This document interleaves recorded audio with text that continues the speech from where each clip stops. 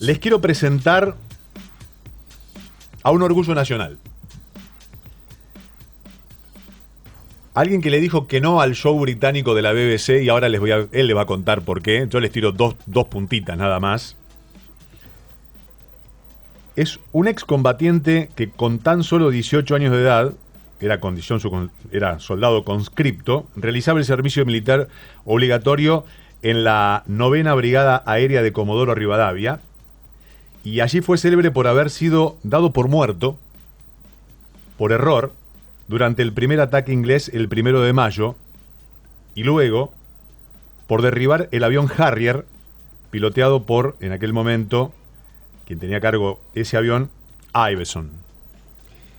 Esta es la historia de Ramón Garcés, con quien tengo el placer de estar en línea. Ramón, buenas tardes. Sebastián Shapiro lo saluda aquí en Duplex, en LU2 de Bahía Blanca. ¿Cómo le va? Muy buenas tardes. ¿Cómo están? Gracias por llamarme. Gracias, Ramón, por atenderme. ¿Cómo va eso? Y ahí estamos, un día muy cargado, ¿no? De tanta historia. ¿Qué significa este día para usted, Ramón? Y es un día de reflexión, muy doloroso, por cierto. Y bueno, es un buen momento para poder hacer un repaso, los que estuvimos en esa época, digamos, una edad adolescente y difícil, ¿no? Que en parte fue previo a la Guerra de Malvinas. Seguro. Y bueno, después sucedió la guerra dentro de esa dictadura, ¿no? Uh-huh. Ramón, muy difícil. Sí. ¿Un adolescente se convierte rápidamente en qué cuando va a una guerra? ¿O se transforma? ¿O qué le pasa? Y quiero que me cuente en primera persona, porque es un adolescente, como me pasó a mí cuando hice el servicio militar acá en Bahía Blanca, que con 18 años nunca me imaginé que me iban a llamar para un conflicto bélico. Pero a usted le tocó.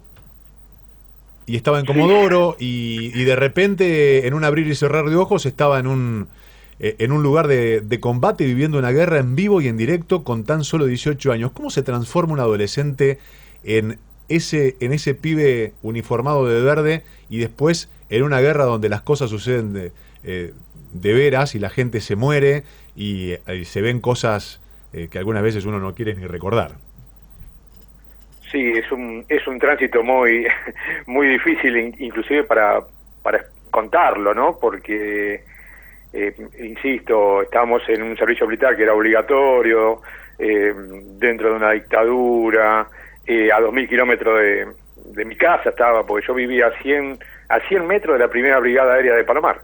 Claro. Y de repente, bueno, un avión, 2.000 kilómetros. Y bueno, uno no sabía nada de lo que ocurría.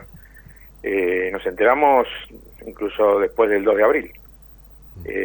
Veíamos mucho movimiento porque justo el lugar donde yo hice el servicio militar obligatorio terminó siendo el centro más importante de contacto con Malvinas, del continente, con las islas. Y bueno, así fue, de golpe y porrazo dijeron, este grupo de artillería se va a trasladar a Malvinas, y bueno, algunos, digamos, con dolor, con miedo, bueno, otros querían conocer. No estábamos muy conscientes, la gran mayoría, de que lo que podía llegar a ocurrir. ¿Y qué grado de instrucción tenía Ramón en ese momento? Porque yo estuve leyendo que, y ahora les quiero preguntar porque lo tengo acá al lado, o sea, lo tengo del otro lado de la línea, ¿qué instrucción tenía usted y si es verdad que usted se sentaba al mando de la batería antiaérea que había estado a cargo por otro oficial para combatir los Harrier ingleses? ¿Es así? Sí, obviamente fue así. No tuvimos prácticamente instrucción porque yo había sido incorporado hacía muy poquito. Soy de la clase 63, como bien dice. Uh-huh. Y éramos muy nuevitos y bueno, en una separación de actividades, a mí me ubicaron en la parte de artillería antiaérea, en donde tuvimos 2 clases en un pizarrón de cómo se maneja un cañón que no conocíamos ni en foto. ¿Había disparado alguna vez un arma aparte del FAL? No, ahí y FAL muy poquito también, muy poquito. El FAL Ahí. le cuento a la gente que no sabe, el FAL es el fusil automático liviano que se utiliza que se utilizó en la guerra, ¿no? Claro, es incluso calibre nosotros nos enviaron 7.62, con una sí. ametralladora, una Claro. ametralladora Halcón de 9 milímetros, ni con FAL nos mandaron. Así que fuimos acompañando el cañón con una ametralladora. Que mucho efecto no podía surtir por el tema de que mucho viento, tiene un alcance efectivo muy corto, de 50 metros, o sea que, bueno, no era bueno llevar una ametralladora. Pero... ¿Y cómo era sentarse al mando de esta arma antiaérea con 18 años? ¿Qué pasaba por su cabeza con los Harrier sobrevolando defendiendo Darwin en aquel momento? Bueno, es una situación muy, muy difícil, aparte porque había un suboficial a cargo, porque cada cañón llevaba un suboficial y 2 soldados que ayudaban, asistían. Pero bueno, hubo un día que fue muy terrible, que fue el 21 de mayo de ese año 82, donde hubo un bombardeo naval muy, muy fuerte, muy intenso, donde tuvimos que replegarnos 2 kilómetros y después poder volver al cañón, y el suboficial no volvió. ¿Por qué no volvió? Tuvo miedo, no volvió más. Perdón, stop acá. Sí. Se replegaron 2 kilómetros porque los estaban bombardeando muy feo, Sí. y cuando debían volver a tomar posición, el suboficial desertó de la posición. Sí. No regresó. No quiso regresar. ¿Y usted? No, ¿Y usted, una excusa Ramón? que estaba herido y bueno, nunca estuvo herido. Ajá. ¿Y usted con quién Entonces regresó? quedamos 2 soldados a cargo del cañón y bueno, de los 2 soldados fui yo el que tomé el protagonismo arriba del cañón y mi compañero me asistía. ¿Y qué lo motivó a volver con su compañero? ¿Qué los motivó? Es que era la función que teníamos. No, Era pero el cañón le antiaéreo. tiro el Nosotros centro, teníamos que defender, para que lo diga usted, porque realmente quiero escucharlo. Porque hay teníamos la alguien función que se de... va y 2 soldados con 18 años con 0 instrucción que vuelven al lugar donde los estaban bombardeando muy feo con Harrier en clara desventaja y a presentar batalla. Y había que volver porque no teníamos otra, porque hacían eso para poder ellos tomar el lugar, Darwin y Goose Green.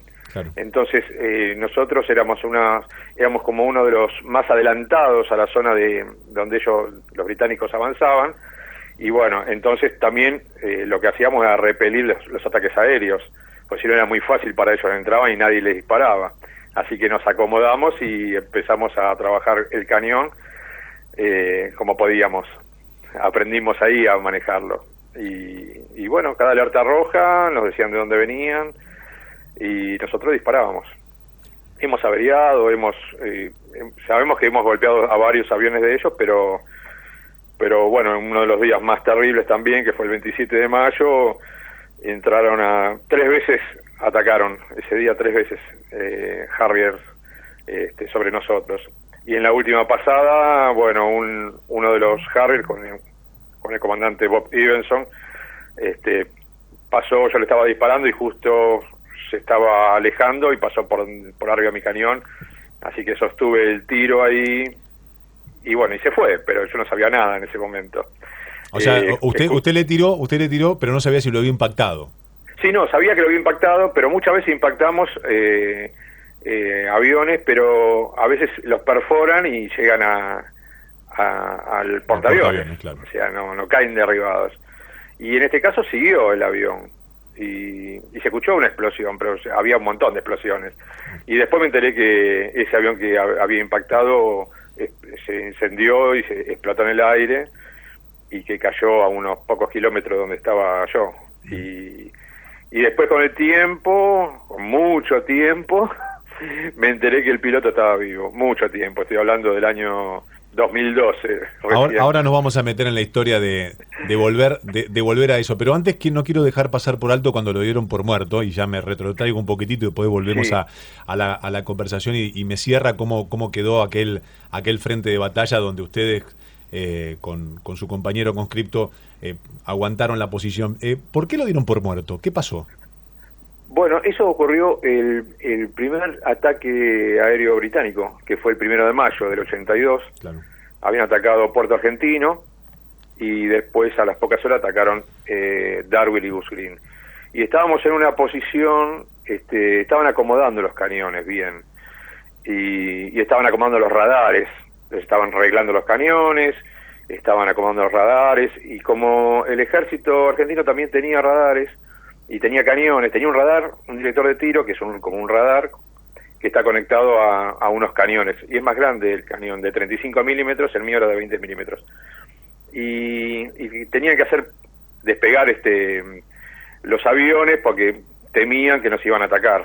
Entonces anularon uno de los radares, y en ese anular entraron 3 aviones Harrier y nos atacaron, y fue terrible porque entraron sobre la pista que era de césped para sacarla de servicio, digamos, y se encontraron con todos los aviones Pucará en la cabecera de la pista, en la opuesta, digamos. Y yo con el cañón estaba a pocos metros de los aviones.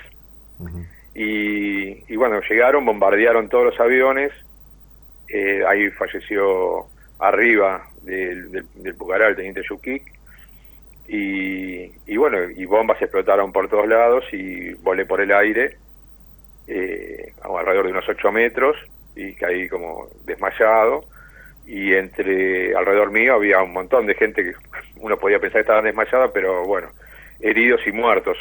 Creo que fallecieron 7, si mal no recuerdo, suboficiales técnicos de aviones. Terrible. Y entre todo ese listado, nos cargaron en unos Land Rover para llevarnos a una enfermería que habían hecho en una de las casas. Y bueno, y ahí me desperté, y digo, ¿qué está pasando? Aturdido, y vi que seguían explotando material, así que me bajé, fui a ayudar a los heridos, y bueno, seguí en combate, digamos. Y yo no sabía, y habían escribieron una lista con los fallecidos en combate, y me pusieron en esa lista de fallecidos. Se lo está contando un chico, le quiero contar a la gente que se lo está contando alguien que en ese momento voló por el aire 8 metros, pero tiene 18 años. Vuelvo a esto, y que volvió a su lugar de combate. Cuando se despertó y el médico le habrá dicho, ¿estás bien? O sea, ¿cómo fue ese lugar? Bueno, quiero volver al lugar de combate. ¿Cómo fue ese interín como para volver a tomar posición, Ramón? Me bajé directamente. Se bajó de la cama y se fue a su posición. Me bajé claro, porque nos pusieron arriba de ese jeep, y los otros estaban muertos de verdad, lamentablemente. Y había algunos heridos. Y yo me bajé y fui como pude, y empecé a rescatar otros heridos. Seguían explotando municiones, ¿no? Claro. Estaban todos muy abombados, los aviones prendidos fuego, bueno, un desastre hicieron, realmente. Un olor a quemado, a carne quemada, a pólvora, gritos. Fue un momento dramático, pero muy dramático. Yo no sabía que me habían dado por muerto. Me enteré muchos días después, cuando vino un suboficial de Comodoro Rivadavia con unos misiles que habían traído para reforzar nuestro lugar, y me vio, nos conocíamos de Comodoro, y me dice, ¿qué haces acá? Me dice. Le digo, ¿cómo que hago acá? Nos mandaron acá. Dice, no, ¿qué haces acá vivo? Me dijo.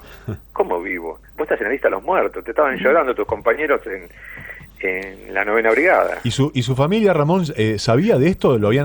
¿Ya lo habían noticiado a su familia de que lo habían dado por muerto, o todavía no?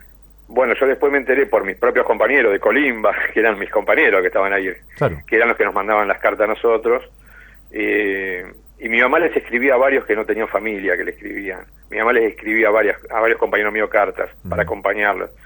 Y entonces empezaron, le avisamos a la mamá, no le avisamos, ¿cómo no le podemos decir esta noticia? Bueno, como eran compañeros míos, sí, lo tuvieron en reserva, no le querían avisar nada. Y bueno, después se enteraron que estaba vivo. Fue muy loco eso, porque tuvieron que avisar a Puerto Argentino a Comodoro Rivadavia, a decirles que realmente yo todavía estaba vivo. Bueno, fue traumático todo ese momento, y después de la posguerra también, porque todavía figuraba como muerto en combate hasta cuando fui a hacer la pensión. Todavía nunca lo habían corregido, lo habían dado por muerto en las planillas y nunca lo habían corregido. Y cuando fui a hacer el trámite para cobrar la pensión en el año 92, creo que fue, figuraba como que estaba fallecido. Claro. todavía. Así que yo cobré 2 años después, tuve que decir que estaba vivo. Claro. Fue muy loco eso. Vuelvo a... no me quería perder de esto y tampoco la delicadeza de la mamá de Ramón, que le escribía a soldados sin familia para que se sientan acompañados. Conmovedor. Y cuando vuelvo a la posición Darwin, donde derriba al avión de Bob Ivenson, ¿y qué pasó después? Bueno, que ahí ya estábamos casi en el final de nuestros combates, ¿no? Porque eso fue el día 27 de mayo y ya el 29 de mayo ya quedamos como prisioneros de guerra. Así que nos quedó ese día de combate, todo el 28 que fue durísimo, que al final con los cañones terminamos tirando al cuerpo directamente, ¿no? Hacer tierra a tierra, ya no había otra posibilidad.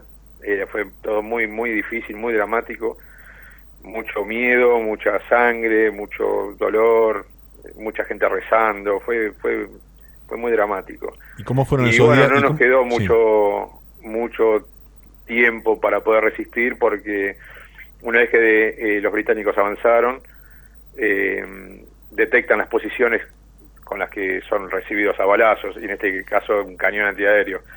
Así que cuando detectaron de dónde yo les tiraba, empezaron a tirarme de todo, balas que pegaban en el cañón, hasta que al final me tiraron con unos misiles, que después me enteré que eran misiles Milan, me enteré después de muchos años, porque yo 25 años no hablé sobre Malvinas.